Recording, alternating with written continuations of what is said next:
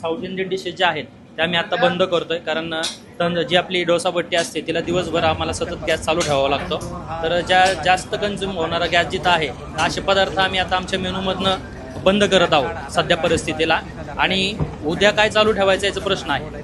उद्या काय सिलेंडर तुम्हाला मिळणार आहे का नाही, काय त्याची खातरजमा आहे का? नाही, याची काहीच खातरजमा अजूनही आम्हाला डीलरने सांगितलेली नाही आहे. त्यांचं म्हणणं आहे की उद्या जर आम्हाला गाडी कंपनीतनं निघाली तरच आम्ही तुम्हाला कळू की आम्हाला काय उपलब्धता होती आहे, आणि त्या निर्णयावर आम्ही लक्ष ठेवून आहोत. आता काय नेमकं उद्या तुम्हाला जर गॅस मिळाला नाही तर मग हॉटेल बंद ठेवावं लागेल? उद्या जर गॅस नाही मिळाला तर आम्हाला हे बंदच करावं लागेल, कारण बिना गॅसचं आम्ही इथं काहीच चालवू शकत नाही, कुठलाच पदार्थ बनवू शकत नाही.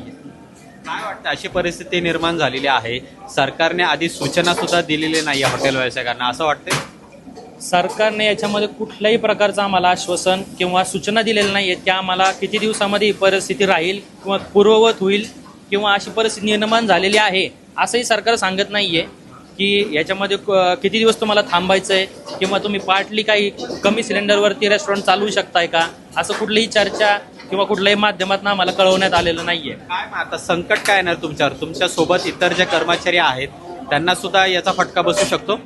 नक्की 100%. आमचं इथं आम्हाला कामगार जे आहेत आता यांनाही सांभाळलं किंवा यांना आता उद्या मला काय खायला घालायचं आहे, जर हॉटेल बंद असतं तरी यांना जेवायला कुठून द्यायचं, त्याच्यासाठी गॅसच उपलब्ध नाही आहे. आम्ही आज लोकांना जेवायला घालतो, पण अशी परिस्थिती आमच्यावर ओढवलेली आहे की आमच्या स्टाफलाच आम्हाला जेवण देता येणार नाही आहे उद्यापासून, जर आम्हाला गॅस मिळाला नाही तर. उद्यापासून काय नेमके तुम्हाला अजून कोणते पदार्थ कमी करावे लागतील?